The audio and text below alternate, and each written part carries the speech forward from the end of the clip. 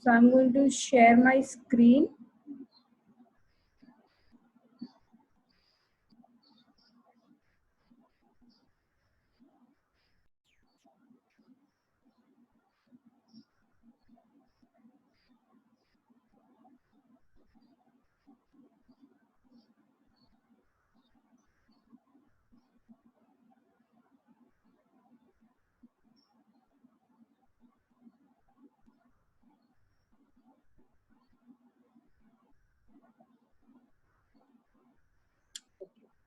So this is our spine and its different postures. Okay, so when we see a spine, it is normally there. It is in the S shape. Okay, and there are some curvatures in the vertebral column.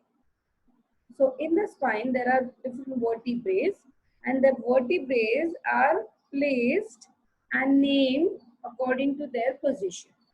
Okay, so you can see there is a cervical curvature that is on your near your neck. Then there is a thoracic curvature that is in your back, like from the upper back to the lower back. Then the third one is the lumbar curvature. That is your lower back where you feel little bit of the curvature.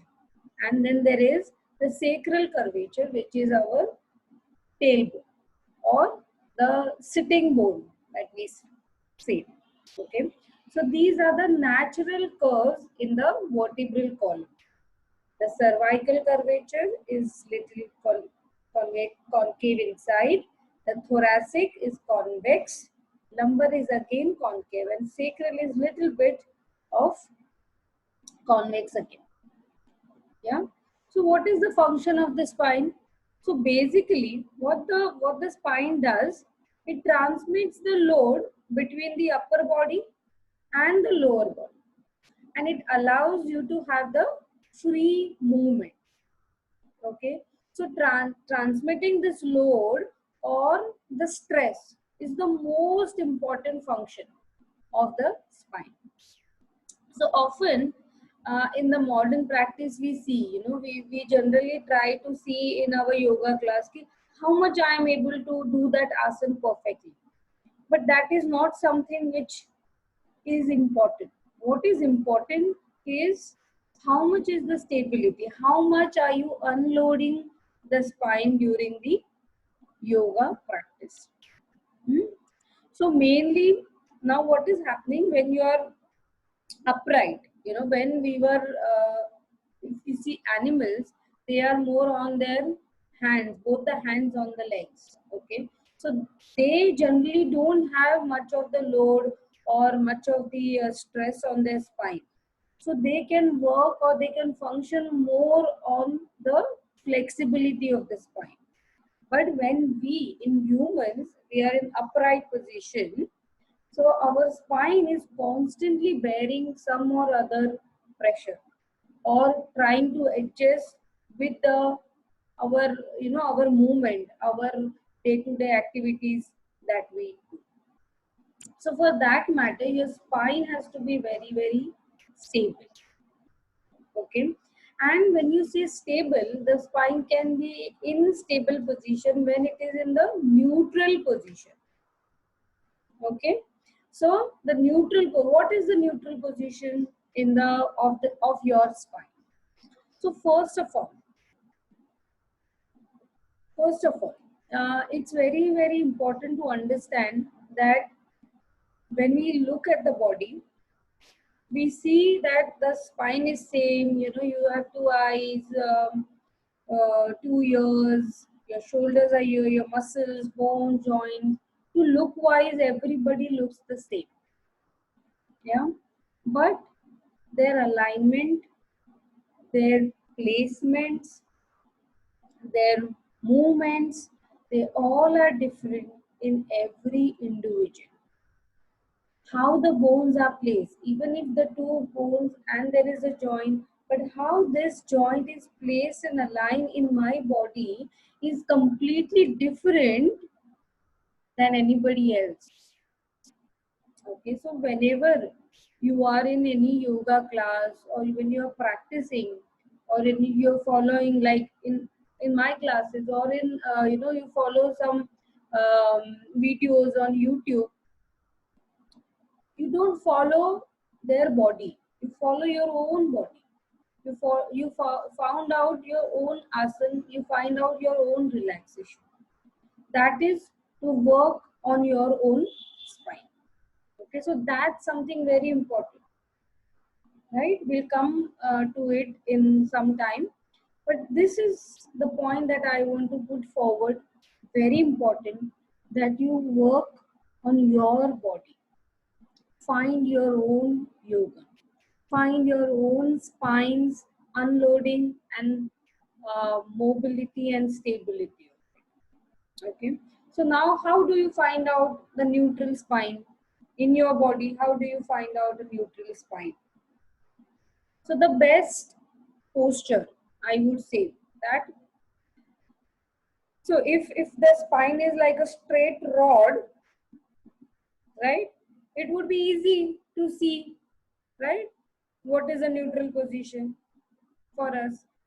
But naturally, if you see, there are curvature in the spine. So how will you find out, right? So any deviation can take your spine away from the neutral position, right? But how much to understand and how to find out this neutral spine is, that is something which is very important. So according to the McGill, what he mentioned, that the neutral spine is the position where the spine is most relaxed and free of all the joint tensions that are created by any of the joints or the muscles which are bent away from the neutral. Okay, what do you mean by that?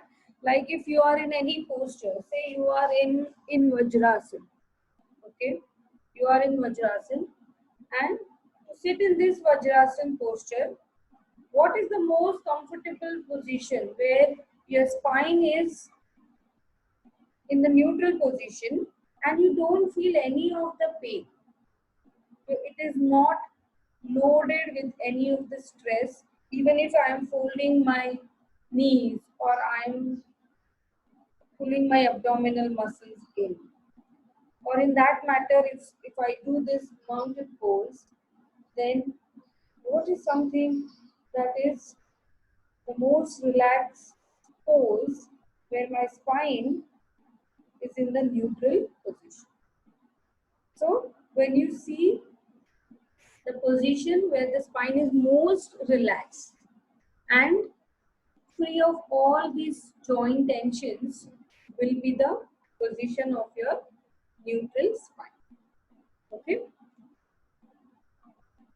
Now, again, so if you stand in the mountain pose or in Tadasana, like we said, then you can find out any position or any position in that Tadasana where there is the least amount of tension which is there. Okay, but unfortunately, what happens, because now if I'm sitting like this, most of the time we are, having sedentary life. So we are sitting in front of the computer, and this is like chronically, like most of the time I sit like this. So I feel this is more relaxed, and this is like my neutral spine. No, because there we will have a difficulty, or that will, there we can go wrong. Okay, because what happens over a period of time, your spine try to adapt to it. It will give you signs of pain or discomfort in the initial time, but if we ignore that, yeah, if we ignore that, or if we continue to sit like hunchback, or not like upright and giving a good posture, then your joints and the fascia and the muscles, they also go into that adaptation. And maybe after some time, or some few years, we see generally the posture is giving lot of discomfort, and lot of diseases or the pains and aches are because of the posture. And these days, so we are at home for so many hours, at our home, if there is no proper arrangement, for you to work on the computers, then it's very difficult. Yeah. So it's very, very important when you're sitting, when you're doing any activity, you be very conscious of your spine, where you feel that there is a less amount of stress or a tension where your spine is being. Okay? So that's something which would be very, very important to understand. Hmm? So now how you will understand that you can safely stress your spine. So whenever you're following any asana, or if you're following any um, if you're following the any of the particular yoga posture, then how to understand, you know. So the distance between the neutral spine and the position which is away from the neutral spine is considered as spine's flexibility. Okay. And spine is least able to bear the loads of stresses when it is farthest away from the neutral position. Okay. And most able to bear the stress when it is very close to the neutral position. So again, when we are following any asana, we give more focus on our flexibility rather than the stability. So in going back to this flexibility, the spine gets lot of pressure and the stress, and then we compromise our spine during our session or during following any asanas, which is not the healthily stressing of your spine. Okay. So spine is safe when it is stable, and then when it is stable, and then you work on it. When you work on the flexibility of the spine. So if I am doing any asana, say I am doing camel pose or ustrasana, so it's not important that how much I am touching or holding my ankles. That is not important. But how much relaxed I feel, how much is the my spine is close to the neutral position when I am doing that asana. Hmm? And at times you will find that when you want to maintain the stability of the spine, there might be a point where there would be some limitation for your movement. So reason can be anything, that you're not that much flexible, or your spine is not that much flexible, but no problem. You can work on it. You can always work on your flexibility with the help of your stability. Yeah. So unloading the spine would be very important during the session, and that generally we don't keep it in our mind when we are following. Say if you're following any 20 minutes of, we don't have that much of time, so we just follow 15 minutes or 20 minutes of any exercise schedule. So that time it's so much important to work on your spine, and not just to do this surya namaskar, or trying to touch your toes with your flexibility. Yeah. So when the spine is bearing a load, keep it as close to neutral position as possible. It might stiffen it, or it might limit your movement, but that's okay. And to enhance the range of motion, you need to unload the spine. Okay, so that is the way that you should follow it. Okay, so look at this picture. So in the first A posture, what is happening is, so this is a camel pose that you are following. Okay, so what you are doing, you are trying to help to your ear, and you are trying to use your arms use your arms and try to go into that posture. Okay. So what is happening? The pressure or the load is taken by your arms. Okay. And it gives a space for your spine to unload, come into its natural and a neutral position, and then work on your flexibility. So if in the camel pose, if you start like this, the first posture, bearing the most of the pressure on your arms would help to get your spine more in the neutral position. If you see in the B also, there are people who can do that, where you slowly go, slowly like you bend your back, and while supporting your spine with your arms, you go into that posture. But you look at the third posture, too much of extension of the spine, and then there is no support. This can give you the most pressure or the load on the spine. So be very mindful, be very conscious, aware when you're going into any kind of the asana. Yeah, and this is something important. Your spine, you work on your yoga. Biologically, we see that everybody has, 14 of vertebrae, then there are ribs, then the thoracic cage, and there are the lumbar vertebrae and the coccygeal vertebrae. They all look same, but there is a possibility that there are people with less of vertebra. One vertebra can be missing, or maybe one vertebra can be extra. So their alignment and their posture would be completely different than yours. But you don't know what is happening in their body, right? So you work more according to your own self. Then, like this we were talking, there are 24 other mobile vertebrae, but not everyone is average.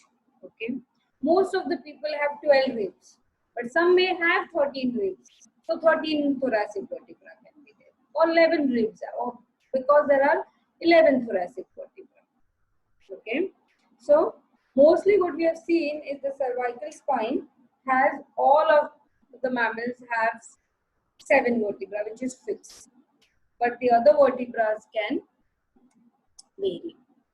Okay, so now before going further, these are the kind of postures that we generally see. It's very common, right? We see a lot of, if you look at any individual who is walking, you will get to understand their posture. Okay, most of the time, very few of time we walk as per our spine. At times either we are swaying back, where we are hunching our back, so our thoracic cage, the curve gets heightened, and the lumbar curve, which is there, which goes more in. So most of the time we get backaches. So these are different types of the postures that we have. Like the healthy posture is with the normal curvatures. Then there is the sway back, the kyphosis or the lordosis, or at times we walk like this, forward head, or at times we are too much flat back and we walk like this, right? So, and with our emotions, with our when we are too much into our mind, we don't give postural importance, right? We walk the way we want to walk, or we sit the way we want to sit, but that chronically affects your entire muscles, joint, not only the spine, everything that affects. Okay. So in the curvatures, when you see it, in the cervical curvature. So there is cervical curvature, which is like when we saw the spine, which was little inward, okay, like this shape, and the thoracic one was like little convex, like the angle is going out, and then there is a lumbar, which is again the internal curvature, and the sacral, little bit of the convex curvature down in the back. Okay, so we call it the cervical curvature as a lordosis and the thoracic curvature as a kyphosis. Okay, so what happens is when you're not giving importance to the posture, these curvatures either they get too much extended or they get narrow. So if you see in this sway back, you see the thoracic curvature, the kyphosis is too much, and because of that, the lower back is pushed forward. You see in this second posture, you see the thoracic comes out and the lumbar goes more in. Okay, because we're trying to walk like this, putting a pressure forward, or at time we are too straight. We walk too straight. So again, the pressure comes on our lower back, right? And then at times, if you see, we give more pressure towards the back. So both these kyphosis and the lordosis, they are not in their normal curvature, and they go haywire, and they can give you postural defects or the postural discomfort. Okay, these are the abnormalities of the spine that I was talking about. This is when we see it in the horizontal plane, it's a normal spine. Okay, and if we see it from the sideways, we see this is the normal structure of your spine with the curvatures. And now the kyphosis, if you see, there is the too much of the thoracic curvature. The curvature increases. Lordosis, if you see, then you have this curvature of the kyphosis, and the lordosis means the concave structure goes more in. The flat back, they lose the curvature. That time also we get a lot of pain like spondylosis.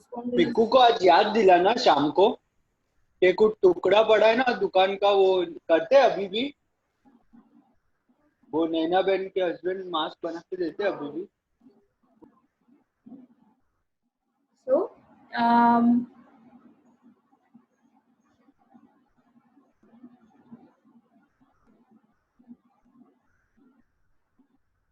yeah.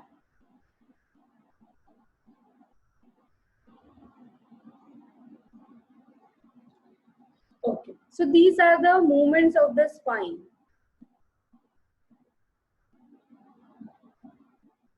Okay, so these are the movements of the spine when we do any of the posture. Okay, what happens? So when we are doing a forward bend, in asana like Paschimottanasana or anything, we are going forward, so our spine is going into the flexion. Okay, when we are doing any of the backward bend, then we are doing a spinal extension. Okay, when we are doing any lateral bend, we are seeing the spine is going in the lateral flexion. And when we are doing a twist, we are actually rotating our spine. Okay, and when there is an extension, like what we do in high plank, there is a spinal axial extension there. So in this, so basically all the yoga classes, they have these kinds of postures, the actions, either it is a flexion, it's a forward bend, or it's a backward bend, or we try to work on this lateral or twisting or the extension, where our movements of the spines happen like this. Okay, and now I'll give you one demonstration, like which is like very important. So if we are here and we are going for any of the asanas. Yeah, it's very important.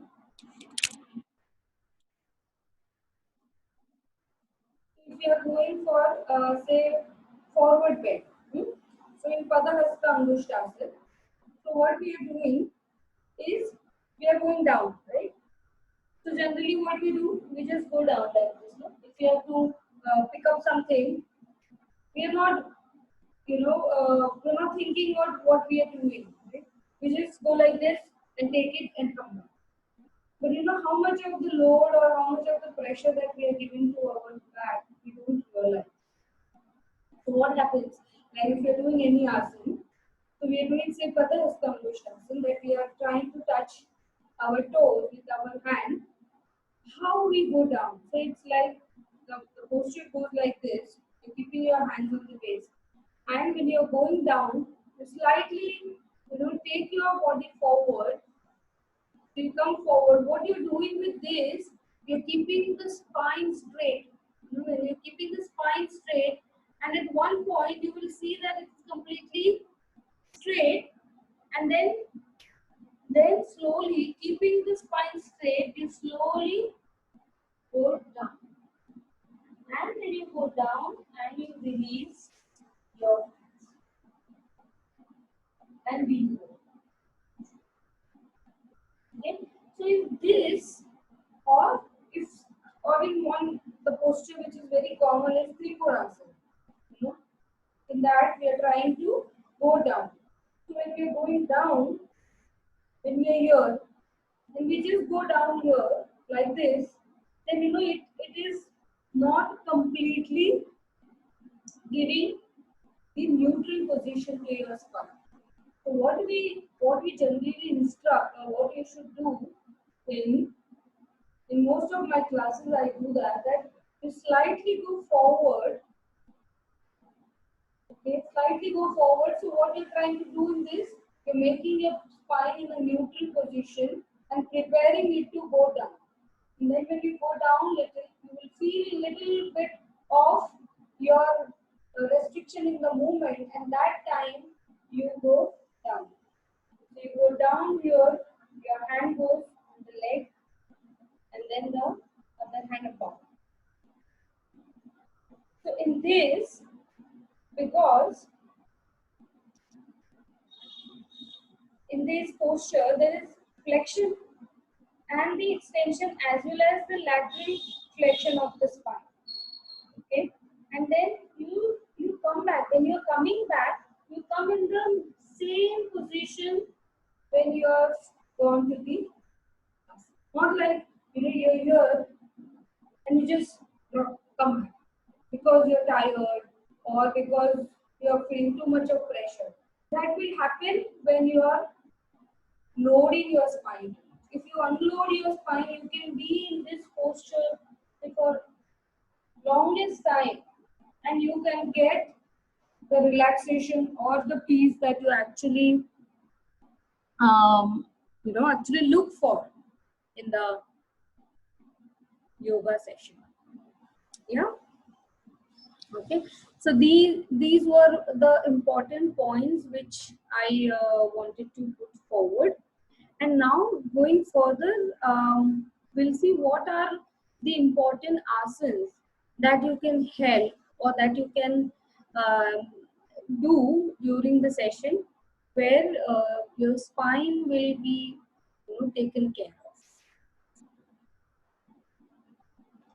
So first we will talk about the asanas for the spine stability. Okay. So the stability, for the stability of the spine, there are these kind of, which are very, very, very important of the very important asanas, okay, to maintain the stability. And then we will see for the flexibility what you can. The Bhujangasana, okay, the Cobra pose. In my practice also, in the classes also, there are people with back pain, chronic back pain, any injuries in the back, or postural deformities or postural complaints,